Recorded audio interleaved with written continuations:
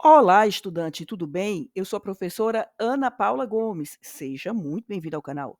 No vídeo de hoje, conversaremos sobre o caso Gomes Lund e outros, também conhecido por Guerrilha do Araguaia versus Brasil. Vem comigo.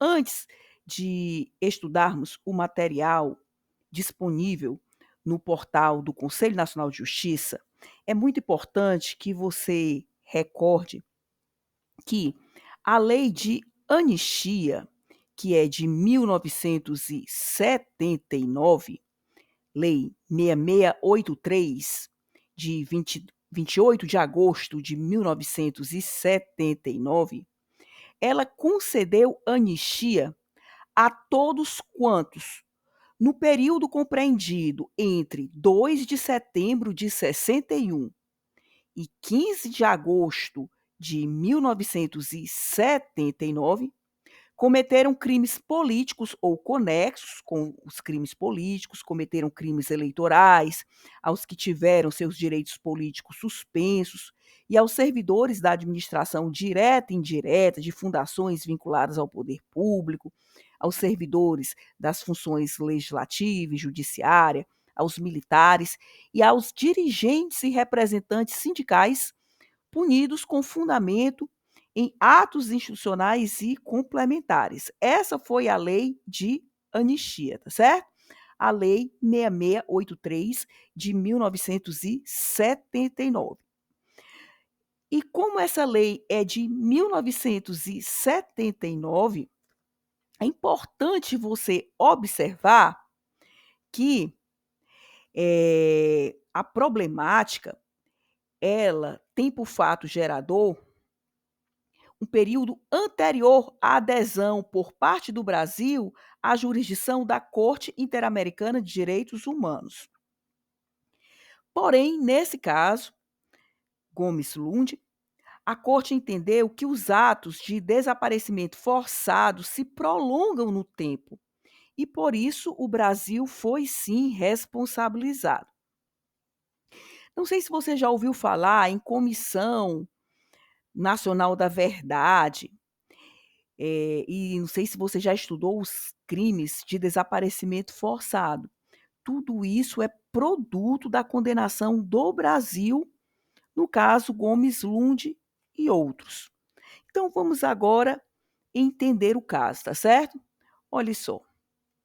O caso diz respeito à responsabilidade internacional do Estado pelos desaparecimentos forçados de membros da guerrilha do Araguaia, que ocorreram entre 1972 e 1965, ou seja, esses desaparecimentos ocorreram nesse período aí, bem como pela falta de investigação desses acontecimentos. A Corte Interamericana de Direitos Humanos reiterou parâmetros sobre desaparecimento forçado de pessoas como uma violação múltipla e continuada de direitos, e sobre a obrigação estatal de investigar e punir graves violações de direitos humanos e sua incompatibilidade com leis. Inclusive, foi analisada a problemática da lei de anistia. A Corte desenvolveu a proteção do direito de acesso à informação pública e os limites do segredo de Estado. Beleza. Bem, vamos ver o estado de arte dos pontos resolutivos. O que é que a gente observa aqui? As medidas de reparação por estado de cumprimento. A gente observa muita medida ainda pendente de cumprimento, né? Poucas medidas cumpridas. E vamos agora analisar ponto a ponto, tá certo? Vamos aqui, para entendermos a problemática. Vamos aqui abrir o painel de monitoramento quantitativo das medidas de reparação do caso Gomes Lund. Vamos lá. Primeira medida de reparação pendente de cumprimento. O Estado deve conduzir eficazmente, perante a jurisdição ordinária, a investigação penal dos fatos do caso em questão, a fim de esclarecê-los, determinar as correspondentes responsabilidades penais e aplicar efetivamente as sanções e consequências que a lei preveja, em conformidade com o estabelecido na sentença da Corte. Segundo ponto pendente de cumprimento: o Estado deve realizar todos os esforços para determinar o paradeiro das vítimas desaparecidas e, se for o caso, identificar e entregar os restos mortais a seus familiares. Terceiro ponto pendente de cumprimento: o Estado deve oferecer o tratamento médico e psicológico ou psiquiátrico que as vítimas requeiram e, se for o caso, pagar um montante estabelecido em conformidade com o decidido pela Corte. Próximo ponto, também pendente de cumprimento: o Estado deve realizar um ato público de reconhecimento de responsabilidade internacional a respeito dos fatos do presente caso, em conformidade com o estabelecido na sentença. De acordo com o CNJ, é pendente de cumprimento. Mas eu já vi várias matérias a esse respeito, né? Mas oficialmente, pelo menos de acordo com o portal oficial, essa providência se encontra em pendência de cumprimento. Próximo ponto, também pendente de cumprimento: o Estado deve continuar com as ações desenvolvidas em matéria de capacitação e implementar, em um prazo razoável, um programa ou curso permanente obrigatório sobre direitos humanos, dirigido a todos os níveis hierárquicos das Forças Armadas. Próximo ponto pendente de cumprimento: o Estado deve adotar um prazo razoável o Estado deve adotar, em um prazo razoável, as medidas que sejam necessárias para tipificar o delito de desaparecimento forçado de pessoas em conformidade com os parâmetros interamericanos, nos termos estabelecidos na sentença da Corte. Enquanto cumpre essa medida, o Estado deve adotar todas aquelas ações que garantam o efetivo julgamento e, se for o caso, a punição em relação aos fatos constitutivos de desaparecimento forçado, mediante mecanismos existentes no direito interno. Agora, providências parcialmente cumpridas. O Estado deve continuar desenvolvendo as iniciativas de busca, sistematização e publicação de toda informação sobre a guerrilha do Araguaia, assim como da informação relativa a violações de direitos humanos ocorridas as violações durante o regime militar, garantindo o acesso às informações nos termos definidos na sentença.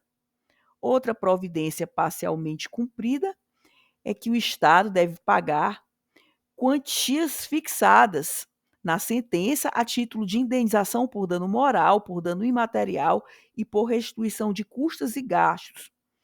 Essa restituição de custas e gastos, conforme nós vimos nos vídeos anteriores, é uma medida que é sempre decretada, né? Vamos aqui ver outra medida parcialmente cumprida.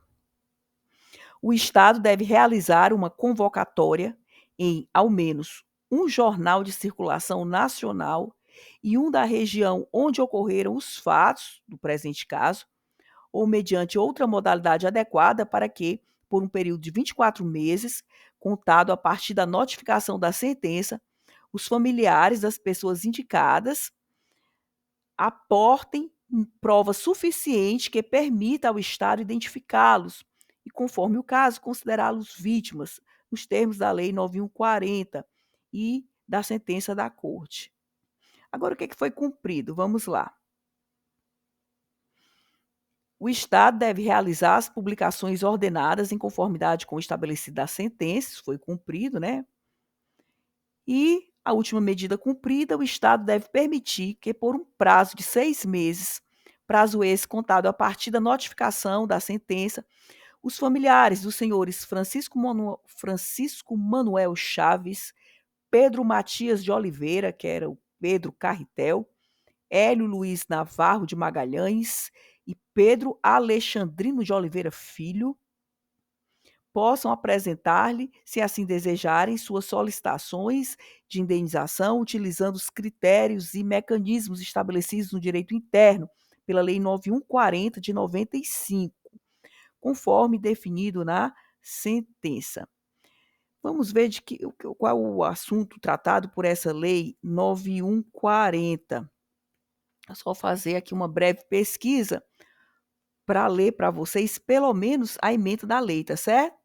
A Lei 9140 foi de 4 de dezembro de 95 e reconhece como mortas pessoas desaparecidas em razão da participação ou acusação de participação em atividades políticas no período de 2 de setembro de 61 a 15 de agosto de 79.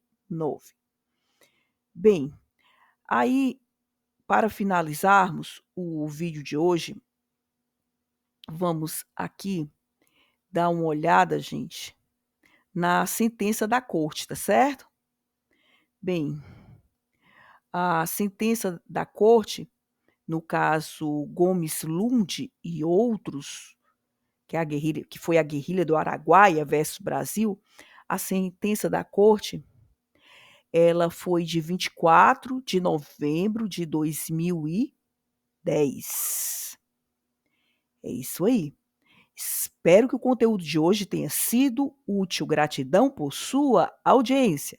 Até o próximo vídeo.